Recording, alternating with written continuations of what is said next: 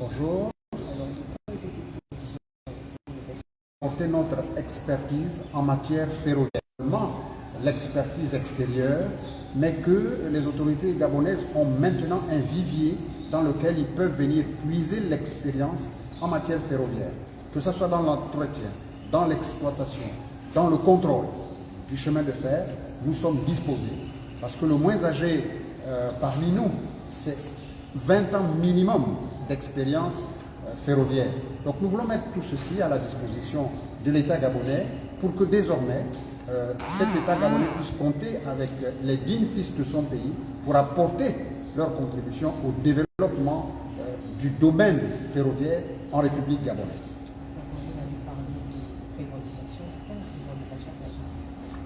Nous avons la principale revendication, c'est l'indemnité transactionnelle. Quand une société ferme et passe à une autre société, il y a des indemnités qui sont reversées aux agents.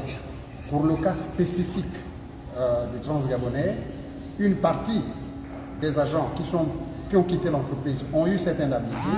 Il y en a d'autres qui sont restés en fonction. Il y a nos enfants, il y a nos femmes. Oui. Après la prise de fonction du ministre de tutelle, le nouveau ministre, Ulrich Mafumbo, vous avez voulu rencontrer pour pouvoir vous permettre d'être associé dans le projet de la construction du fer de Bilinga à Mayumba. Où en sommes-nous concrètement avec ce dossier?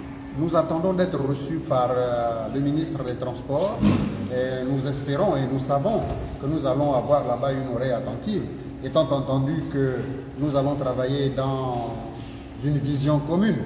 Donc nous attendons qu'il nous appelle. La demande d'audience a été déposée et nous sommes en attente. Mais je pense que ça va se faire assez rapidement. Voilà. Je vous remercie. Moi je me trouve des volets juridiques. Oui, juridique. Il m'a parlé de GML. Je Moi, je ne peux pas vous poser des questions. Il n'y a pas de questions qui sortent de moi, c'est